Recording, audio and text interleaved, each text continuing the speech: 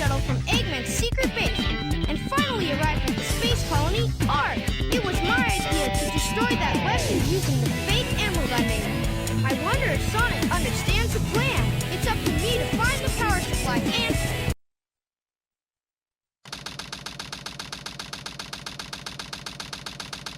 What's up with that knucklehead anyway? Trying to take over the shuttle. I thought we were toast for sure. Huh? Where did he go now? Looks like he bailed. This place looks deserted. Dusty, too.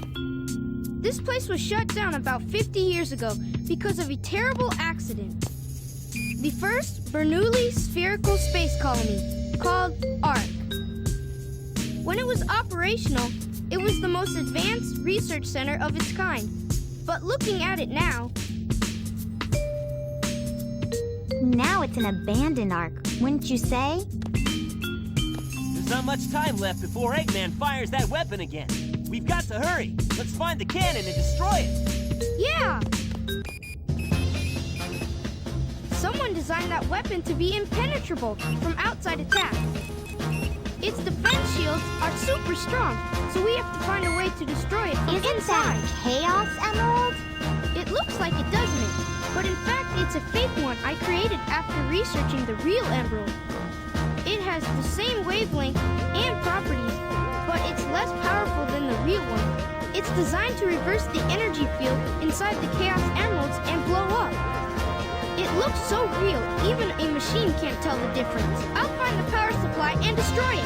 Sonic, you find the control room, okay? So the plan is, we'll switch the Chaos Emeralds when the machine is stopped, right? I hate you! You guys always leave me behind and have all the fun!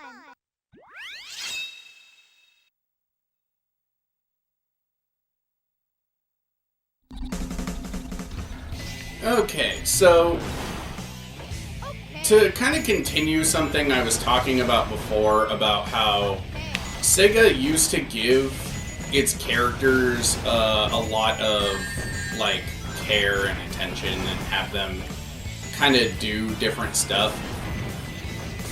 I like that Tails is actually in his mech. This is something that gets a lot of criticism in this game for reasons, I guess. People really, I guess, just preferred Tails kind of being in his, him just kind of running around with Sonic and Co. Do not blow those up or you will be sucked out into space. The suction of the stuff in space is really, really dangerous in this level, so I wouldn't do it. Because the Tails' little walker thingy isn't so good at avoiding suctions. So, yeah. Anyway, come down here. So you can send that rocket over there. But, yeah, I kind of like that Tails is kind of doing his own thing. Tails has always been sort of the tech head of the group, having an intelligence that rivals that of Eggman. And so, him kind of using what he knows as a weapon, that was my fault. I jumped right into that. I don't know why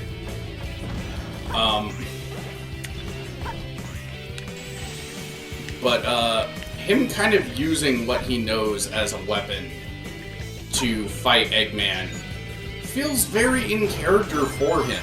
At this point, Tails has sort of... He has moved past trying to copy Sonic. Because that was his arc in Sonic Adventure 1, is him realizing that he can't rely on Sonic forever, and he needs to be his own man, his own fox. And that was his journey. He grew beyond it. He no longer relies on Sonic to save him. And so, to kind of prove that, he is using what he is good at, which is his technologically advanced brain and his tinkering skills. He has become basically a good version of Eggman, essentially. And I actually really like that. I don't get why Tails gets so much hate in this game. Especially because, like... Ow. Ah! Ooh, that was a close one. That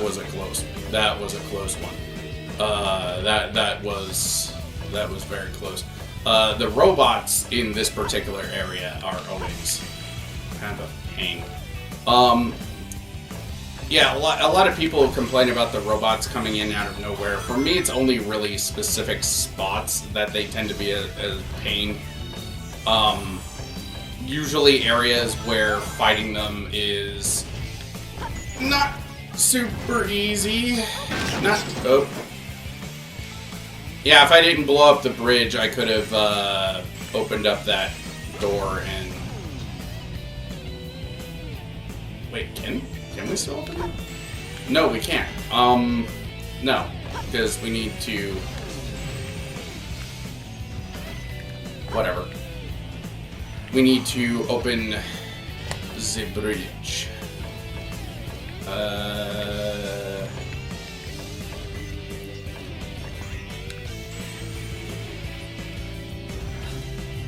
Oh yeah, we don't have the metal breaking cannon thing yet. But now we have it.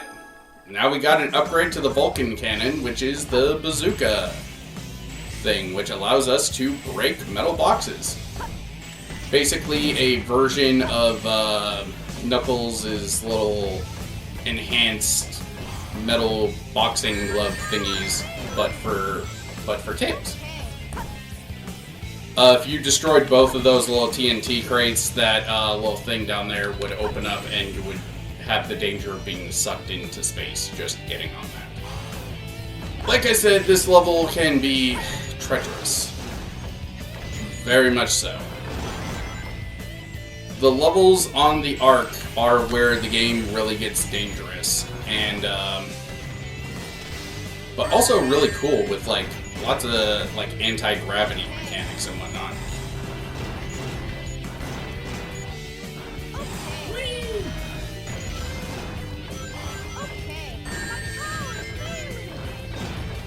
And now one of the coolest parts, we get to dive down into ow! Dick! Bitch.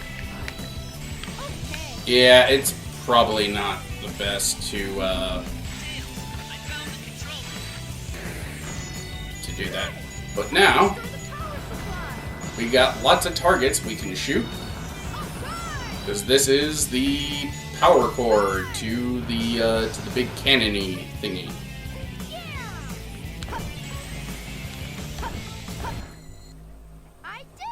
Very good. Honestly, I'm surprised we haven't died that much. We've only died maybe once? Twice, I think? That was easy. Yeah, twice.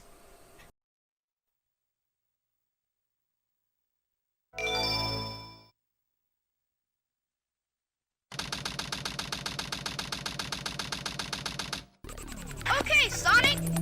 Now put that emerald...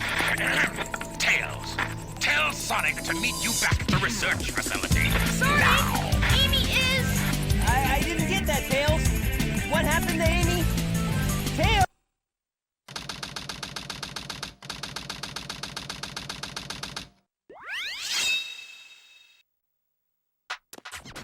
This is one of the most infamous levels in Sonic Adventure 2. This level, and one other one like it, is why people hate the the treasure hunting stages of this game. Basically, this level's huge. This level is just freaking massive. And combine that with the issue of you can only find one shard of the Master Emerald at a time, and like there is a lot to why people don't like this level. The sunglasses. This is a completely optional upgrade item. Basically, you press the Y button until you get the sunglasses option, and you get to find things that are invisible. It's not overly necessary, but it's kind of neat. The Ark's huge storage area. Yeah, it's kind of neat. All you have to do to kind of not use them again is just to jump. I kind of wish that what it did is just there's permanent like items and like rings around that you wouldn't have found otherwise, instead of needing to just mash through the Y button in order to put them on. Like, this game kind of feels like it has the upgrades mostly out of obligation because SA1 had them. Between the inverted blue tower and the steel tower on the ground. That's on the... Is that on the ground level?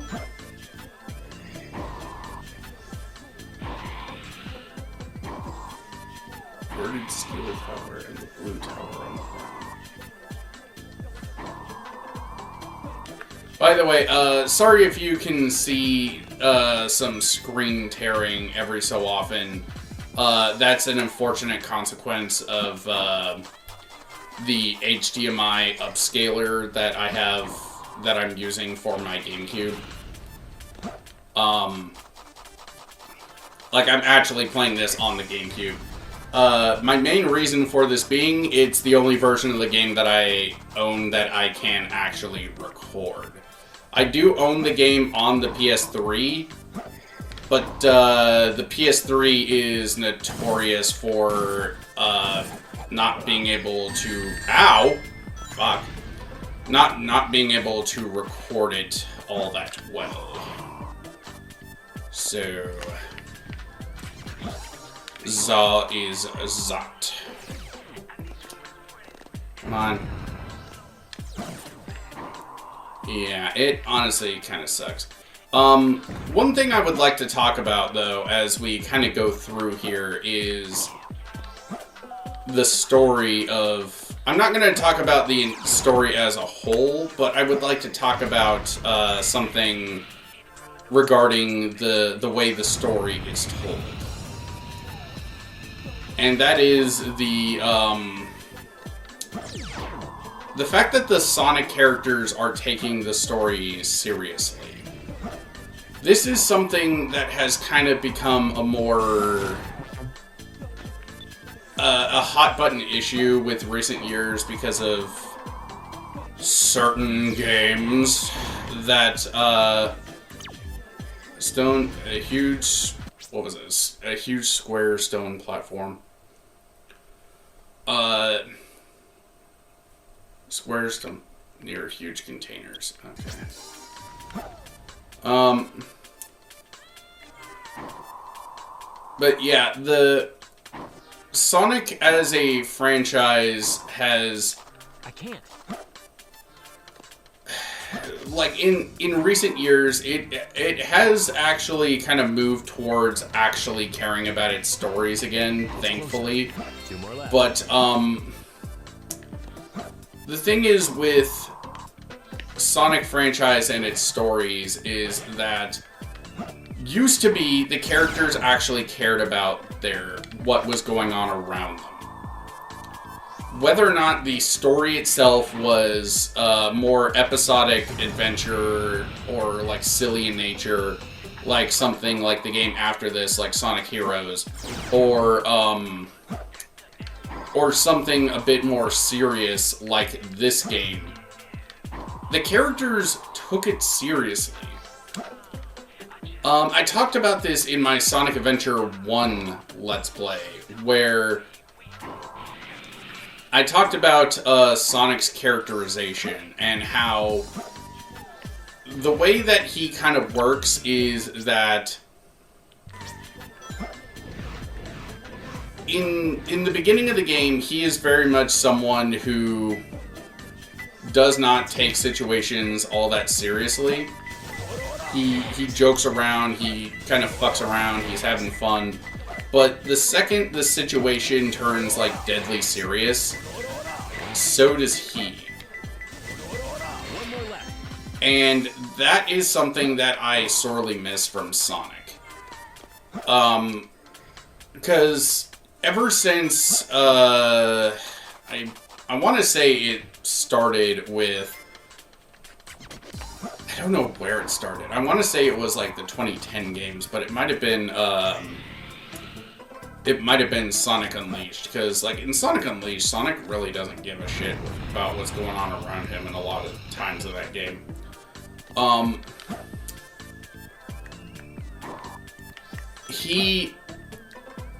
Sonic really just doesn't care about what's going on around him.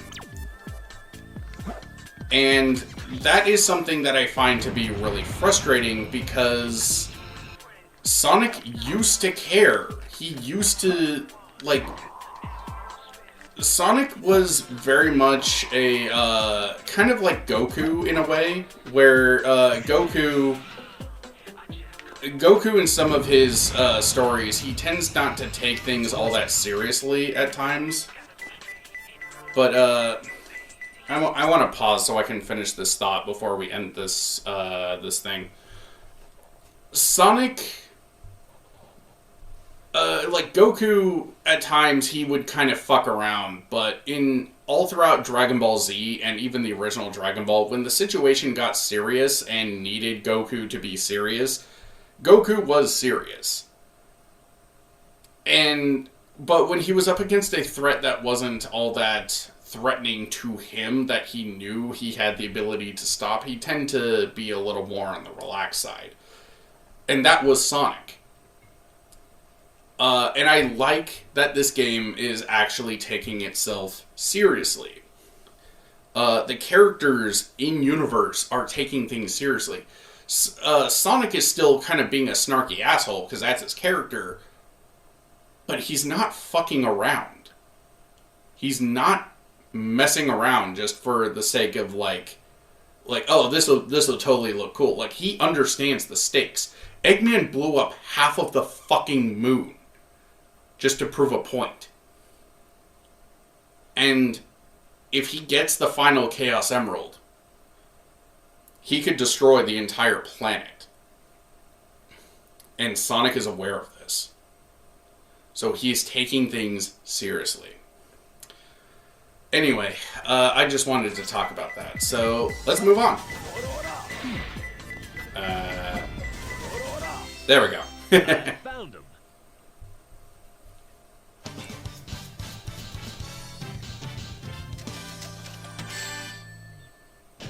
Yeah, I figured we weren't getting a good thing with that.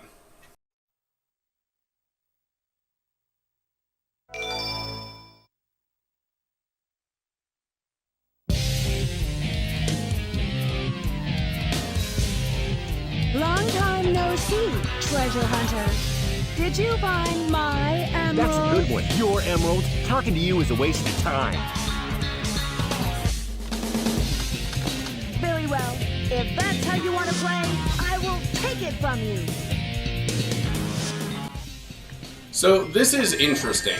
This is a character battle where we are up against Rouge the Bat. Rouge the Bat is the first member of the Team Dark crew that you don't actually fight twice. She is the only member that you don't fight twice.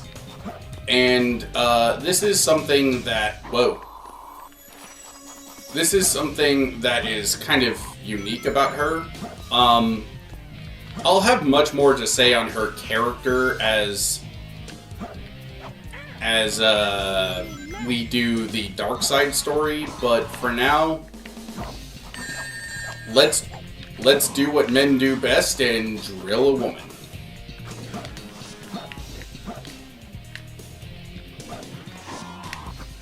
Come here. She is really hard to fight because basically your only move to actually beat her is to use the drill attack, because if you don't, she will just kick and kind of knock you away. I never lose. Get away from my emerald. I love how floppy her ears are.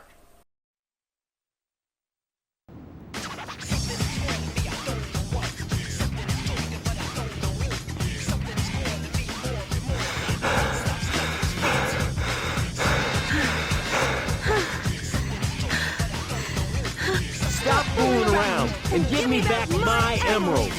What are you babbling about? You call yourself a hunter attacking a lady? Shame on you! What kind of lady goes around stealing gems anyway? Those belong to me!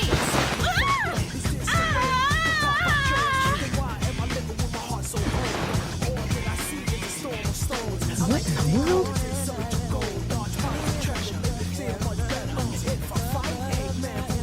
Keep your hands to yourself.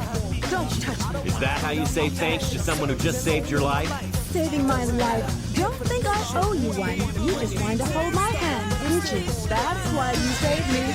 You're such a creep. This isn't a joke, you know. Think what you want, that girl. I was saving the Master Emerald. No matter what you say, it sounds crazy. What? Fine, then just take them. They stink like echidnas do. If that's what you thought, you should have given me them in the first place.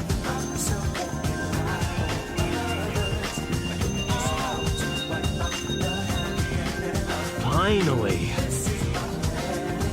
What? I'm sorry if I hurt you.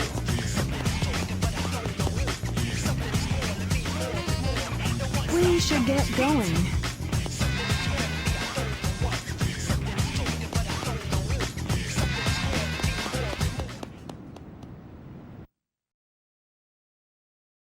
Selling a sinking square window!